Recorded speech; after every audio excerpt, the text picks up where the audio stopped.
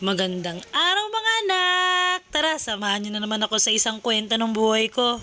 Ngayong araw na to, yung pinakamasayang araw ng buhay ni Anika. Yun sa aking palagay lamang. Sa mga oras na yan ay pupunta kami sa sakayan.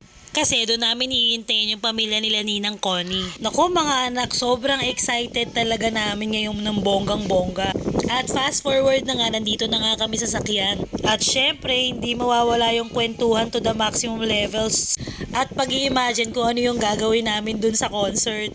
At disclaimer lang guys, sobrang tagal na nitong video na to. Kaya lang nakakahinayang na itapon lang at burahin tas hindi namin ma-upload. Sobra kasing saya ng memories na to para sa amin. At nandyan na nga kami ngayon sa Gateway Araneta. Doon kasi gaganapin yung SB19 na half decade nila na concert.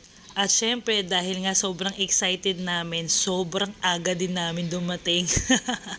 At dahil dyan, napakadami naming time para mag-pictorial at mag-picture kung saan-saan. Sobrang nakakatuwa lang kasi talagang lahat kami sobrang saya talaga namin at sobrang excited sa mangyayari mamaya.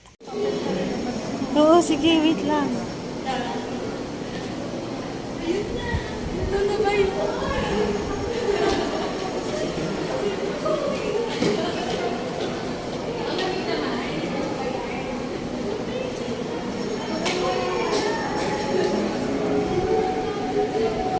Ay talagang napapatakbo pa talaga sa sobrang excited naman talaga niyang bata na yan. Storytelling nga muna tayo. Alam nyo ba, sobrang avid fan talaga ni Anika.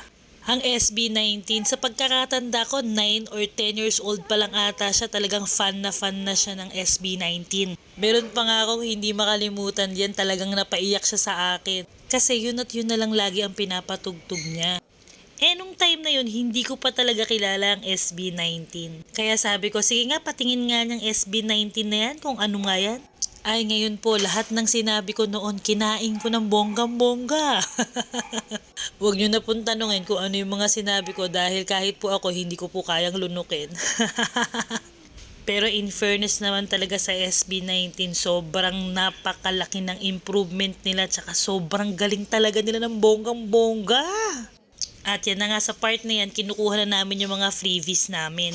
Ang nakuha naming ticket dyan, yung upper box. Grabe din naman kasi yung nagbilihan ng ticket within 5 minutes, sold out na talaga yung ibang mga box. Kaya napaka-grateful ko dahil tinulungan din ako ni Ninang Connie para makakuha ng ticket. Thank you, Ninang Connie!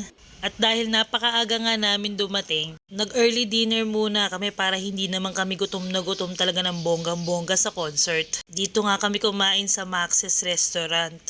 At dahil na-excited nga ako sa pagkain, ayan, hindi ko na rin na-videohan. Aftermath na lang yung na-videohan ko ng bonggang-bongga. At dahil nga may time pa kami, nag-ikot-ikot muna kami dito sa Araneta.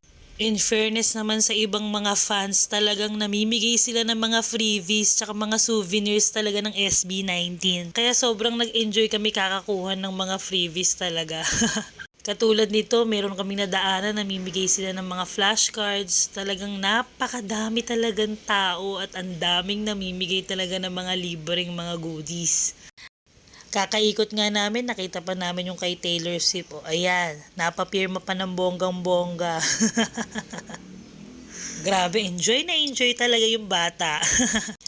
At nandito na nga kami sa exciting part. Papasok na kami dun sa concert venue. Grabe yung sobrang excitement na talaga namin dito. Bali magkakahiwalay nga pala kami kaya nauna silang pumasok dyan. Tingnan mo, sobrang ganda.